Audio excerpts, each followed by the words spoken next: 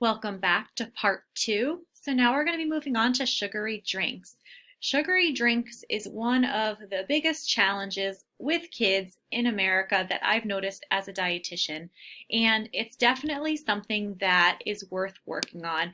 And parents, I encourage you to listen to this part, and kids too. We're going to try some fun activities today in order to show how much sugar is really in the things that we drink, because we don't always think about it, and also what we should be drinking instead.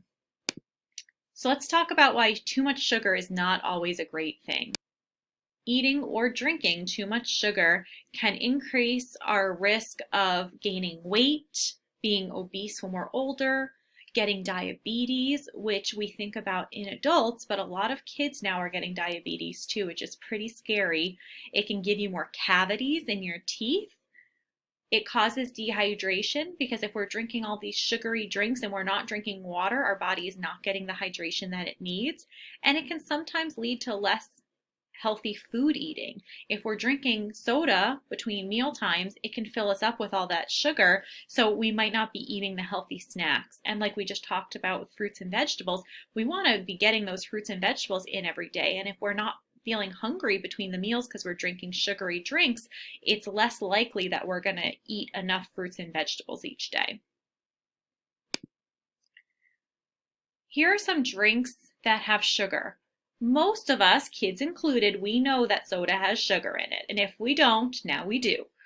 But a lot of other drinks have sugar in it too that we don't always think about as being on the same level as soda. So in addition to just our soda drinks, our Coke, our Sprite, our root beer, our ginger ales, things like Gatorade, juices, chocolate milk, lemonades, flavored iced teas, all these things contain sugar as well, and in some cases they can have just as much sugar as soda has. So while it may seem like drinking Gatorade is so much better for a kid than drinking soda, it can actually be the same. And that's really scary because if you're trying to make a healthy choice, we want to make sure we're actually making a healthy choice for our bodies. And water is one of the things that's always better. So this moves us into our next activity. For this activity, again, you can pause while you perform it with your grown-up at home. With this activity, what you're going to need is some empty bottles. So if you have empty soda bottles around the house, and you don't need a lot, maybe one or two. If you have any empty Gatorade bottle, if you have empty iced tea bottles, lemonade bottles, milk bottles, basically anything except water, we're going to do an activity with those. So gather those up. If you don't, you can just watch the next slide. We also are going to need a teaspoon. So most grown-ups have this at home in their kitchen. And then we're going to need sugar. Lots and lots of sugar. I would recommend a funnel if you have it. If not, you can just roll up a piece of paper. Your grown-up can show you how in order to create a makeshift funnel that you can use at home for this experiment, because we're going to have a little bit of fun. What we're going to do is once you collect your bottles, you're going to look at the labels of each of the bottles, and we're going to see how much sugar is in some of the drinks that are floating around your household. And once you look at the labels, we'll talk about how to do this. You're going to fill up your bottles with the amount of teaspoons of sugar that they contain. So for example, these are the ones that I did of an iced coffee drink or a slushie at Cumberland Farms, Sprite, Coca-Cola, Gatorade, and Pure Leaf Raspberry Iced Tea. So what I did is I looked at the food label. Here's a refresher if we're not sure of how to do that. I looked at a food label and I looked at the total amount of sugar. So for example, this is Coca-Cola, a 20-ounce bottle, which is the typical that most people will buy in a gas station, for instance. And we can see total sugars is 65 grams of sugar. How many of you are dropping your jaws right now? Probably a few parents out there. 65 grams of sugar. And I know that especially for kids, what does that mean? 65 grams. Is that a lot? Is that a little? It sounds like a lot. Well, this experiment is going to show you what that looks like for sugar. So taking our Coca-Cola example with 65 grams of sugar, you can see on the bottom here, 4 grams of sugar is equal to 1 teaspoon of sugar. So if we're measuring it out, that means you can see the middle bottle right there is the 20-ounce Coca-Cola. 65 grams divided by 4. Kids, here's a great way to use your math skills. 65 grams divided by 4 is how many? And so you can do this with a calculator if you have to, or kids, maybe you're just really quick with the math and you know this. It comes out to 16.25 teaspoons. And you can round, parents, you don't have to be exact with this, it's just to visualize. So for that Coca-Cola bottle, we would count out 16 teaspoons of sugar and pour it into that bottle. And you can see in this picture that's a lot of sugar floating around at the bottom of that Coca-Cola bottle. And you can see in the slushy, in the Sprite, in the Gatorade, and even in the tea, there's a considerable amount of sugar in the bottoms of those. All these drinks are way too high in sugar for kids to be drinking, or for any of us really to be drinking. So go through, again, look at the food label that's on all of your bottles, look at the total sugars, take that number, divide it by 4, and that's how many teaspoons of sugar you're going to pour into your bottle.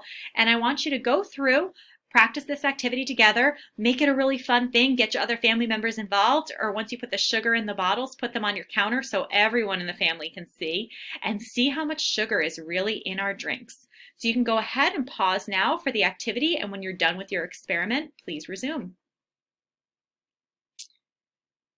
Welcome back. Thank you for pausing and experimenting and playing. I hope you found this activity really helpful, and I hope that you kids found this eye-opening to see how much sugar is really in these drinks. We might not usually see it when they're all mixed up in there, but this way, when we pull the sugar out by itself, we can see there's a lot in there, and all that sugar is not good for us. So hopefully you'll start drinking a little more water. And here are some strategies to drink less sugar. Replace them with water. As we just said, if any of you pulled out a water bottle in your experiment a few minutes ago at home, you would have seen on the label that there is 0 sugar in water. So it's a great alternative to these 65 grams or more, or like we saw, 16 teaspoons or more sodas out there. Alternate water with other drinks. So for example, if you just love soda or Gatorade or juices or some of these other sugary drinks, and you as a kid, you're saying, no, I have to have it. And parents are saying, well, I kind of drink it too, so I can't say they can't have it if I'm going to drink it. Well, everybody can work with this. Alternate water with other drinks. So if you're going to drink soda, if you're going to drink juice, if you're going to drink lemonade, which again, these are not recommended, but if you're going to do it, alternate it with water. So every other drink becomes water. You can't have another soda or another lemonade or another anything sugary until you drink a glass of water or a bottle of water. This could be a nice way to reduce, to limit how much sugary drinks we're drinking, and also add that water in there too. And the thought would be over time, hopefully we drink more water and the sodas or these sugary drinks become a special occasion treat. Want to try fruit-infused water? That's a great way to bring the fruits and vegetables into it, like we were just talking about in our last part of this program. So soaking fruit in water is a great way to give it a little flavor without adding any extra sugars in there that we need to be worrying about. So for instance, put a pitcher of nice cold water in the fridge and slice up some oranges and drop them in there and let them soak and sit in there for a few hours or overnight. The next day you're going to come and you're going to taste it and you're going to have nice orange flavored water.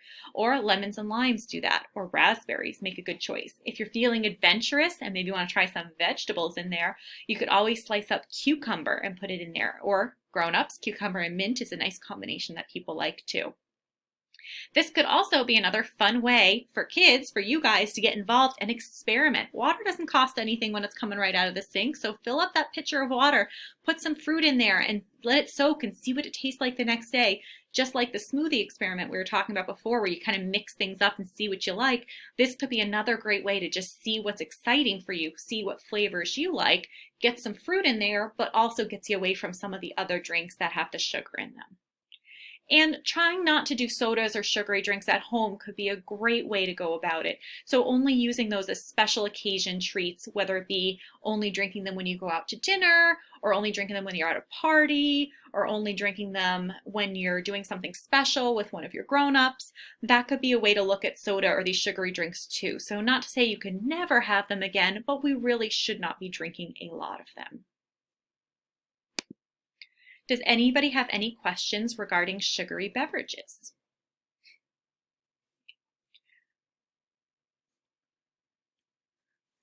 Some of the other resources for parents, this is a great thing that you could utilize for your kids. Some of the other resources out there that are helpful in guiding healthy eating and looking for some of these other good tips is the USDA My Plate. We used that a little bit earlier in the presentation. It not only shows the food groups and what we should be having for the day for those, but it also gives some great ideas and tips on how to achieve that, how to do it. Hannaford is a local supermarket we have around here, and that's something that has dietitian services rolled right in. Some of our local ones actually offer grocery store tours and other dietitian services in the grocery store to help pick some healthier foods out if you're struggling in the store. And we talked about going to the store as a family, which I still think is a great idea, and that allows your kids to be able to look and see all the cool fruits and vegetables that are there and really get excited about food choices. The other thing we have too is our Southern Maine Healthcare Outpatient Nutrition Services, which is our local resource for nutrition counseling for kids and families. We have here some references. These are the references that this information came from. And if you're just curious on reading a little bit more about the whys of things, this is a great resource. And there's some more there. And I want to thank you for participating in this program today. I hope you found it helpful and enjoyed the activities. If you have any further questions, please feel free to email. Thank you.